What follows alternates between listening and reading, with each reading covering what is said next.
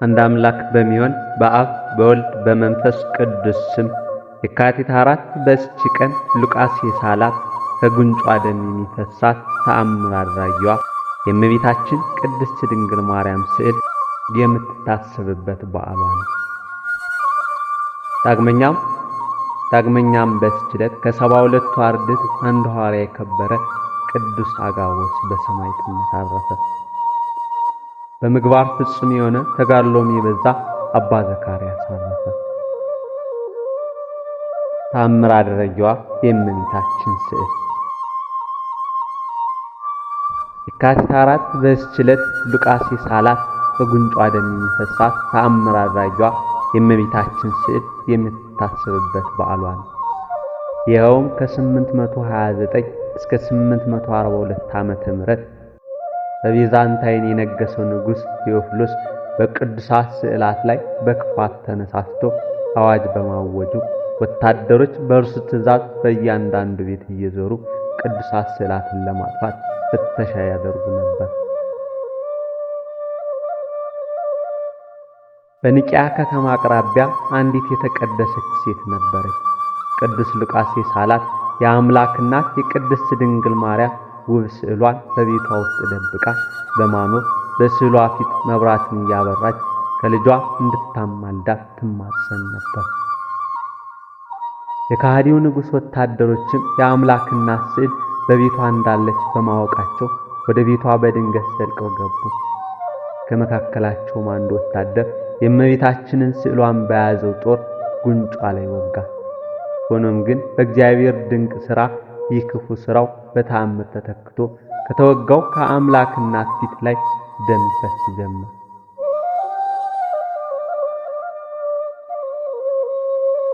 ይህን ግሩምና ድንቅ ተአምር ባዩ ጊዜ ወታደሮች ደንግጠው ሸሽተው፣ ሴቲቱም ይህን ድንቅ ተአምር ባየች ጊዜ ሌሊቱን ሙሉ በስዕሏ ፊት መብራትን አብርታ በአምላክ እናት በቅድስት ድንግል ማርያም ስዕል ፊት ትጸልይ አደረች። በነጋታውም በእግዚአብሔር ፈቃድ ከጉንጮቿ ደም የፈሰሳትን የአምላክ እናት ስዕሏን በባህር ላይ እንድታስቀምጥ ታዘዘችና አስቀመጠቻት። ስዕሏም በባህሩ ላይ በመንሳፈፍ በማዕበሉ እየተነዳች ያለምንም መስጠምና መርጠብ ወደ ምዕራብ አቅጣጫ ጉዟን አድርጋ ወደ አቶስ ደረሰች። ጊዜያቶች ካለፉ በኋላ ከዕለታት በአንደኛው ምሽት በአቶስ ተራራ የአይቤሮን ገዳም መነኮሳት የብርሃን ምሰሶ በባህሩ ላይ ተተክሎ እንደ ፀሐይ ሲያበራ ተመለከቱ። ይህም ታምር ለተከታታይ ቀናቶች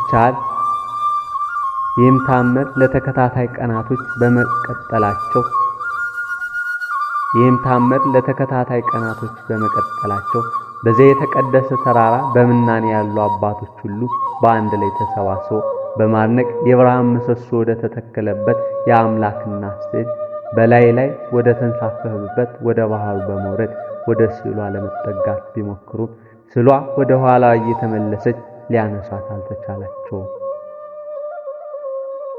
በዚያውም የአይቤሮን ገዳም ረድእ የጉልበት አገልጋይ ሆኖ የሚኖር አባ ገብርኤል የተባለው መነኩሴ ብቻ ስዕሏን ከባህር ውስጥ ማንሳት የሚችል እንደሆነ የአምላክ እናት ለመነኮሳቱ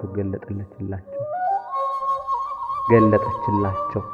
በተመሳሳይም ለአባ ገብርኤል እመቤታችን ተገልጣለት ወደ ባሕሩ ሂድ፣ ማዕበሉንም ሳትፈራ በባሕሩ ውስጥ በእምነት ተጓዝ። እናም ሁሉም ለዚህ ላንተ ላለህበት ገዳም ያለች ፍቅርና ርኅራኄ ምስክር እንዲሆኑ ስዕሌን በባህር አውጣ በማለት ነገረችው። ከዚያም በአቶስ ተራራ ያሉት መናንያን ሁሉ አባ ገብርኤልን ይዘው ልብሰ ተክህኖ ለብሰው እያመሰገኑ በማዕጠንታቸው ዕጣን እያጠኑ የብርሃን ምሰሶ ወደ ተተከለበት የአምላክ እናት ስዕል ወዳለበት ወደ ባህሩ ሄዱ።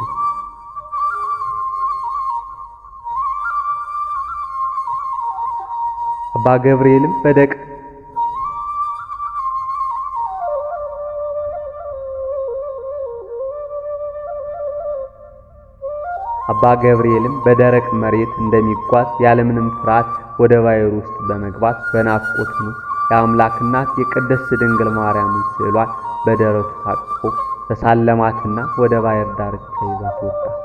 እነርሱም በደስታ ሆነው እጅ ነሷት። ከዚያም ማክሰኞ በጠዋት ስዕሏ ባረፈበት ቦታ ላይ በሚያመሰግኑበት ጊዜ ቀዝቃዛና ጣፋጭ ውሃ ከምድር ላይ ፈለቀላቸው። ከዚያም የእመቤታችንን ስዕሏን በታላቅ ክብርና በምስጋና ይዘው በመሄድ ወደ ቤተ መቅደስ አግብተው በመንበሩ ላይ አስቀምጧል። ነገር ግን በነጋታው መነኮሳት ወደ ቤተ መቅደስ ገብተው መብራት ሲያበሩ የእመቤታችን ስዕሏን ባስቀመጡበት ቦታ አላገኟትም። ይልቁኑ በመግቢያው በር ባለው ግድግዳ ላይ ተሰቅላ አገኟት እንጂ። እነርሱም መልሰው ቦታዋ ላይ ቢያኖሯትም ተመልሳ በገዳሙ መግቢያ ላይ ተሰቅላ ያገኟት ነበር። ከዛም እመቤታችን ለአባ ገብርኤል ተገልጻለት ለወንድሞች እንዲህ ብለህ ንገራቸው፣ ከዚህ በኋላ ስዕሌን ማግባት የለባቸውም። የኔስ ፈቃድ በእናንተ ልጠበቅ ሳይሆን እኔም በምልጃዬ ጥላ በዚህ ዓለም ወዲያኛውም ዓለም ልጋርዳችሁ እንጂ ስዕሌን በገዳሙ በምታዩበት ጊዜ ሁሉ የልጅ ምሕረትና ጸጋ ከእናንተ አይቋረጥም አለችው።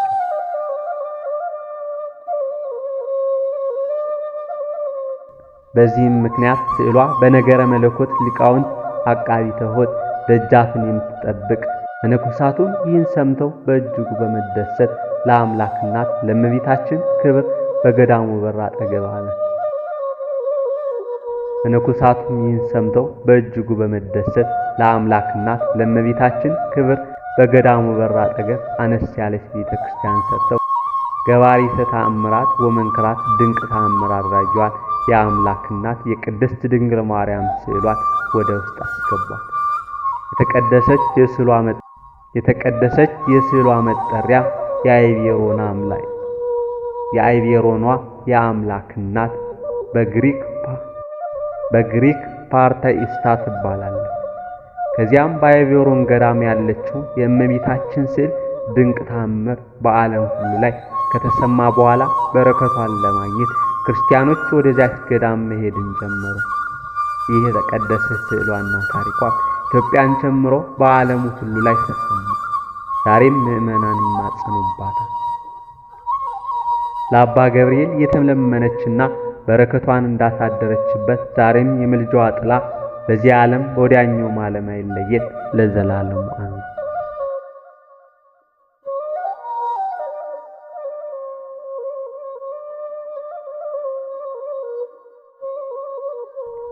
ዳግመኛም በዚህች ዕለት የካቲት 4 ከ72 አርድእት አንዱ ሐዋርያ የከበረ አጋቦስ በሰማዕትነት አረፈ። ይህም ቅዱስ ጌታችን ከመረጣቸውና የሰብኩ ዘንድ ከመከራው በፊት ከላካቸው ከ72 አርድእት ውስጥ ነው።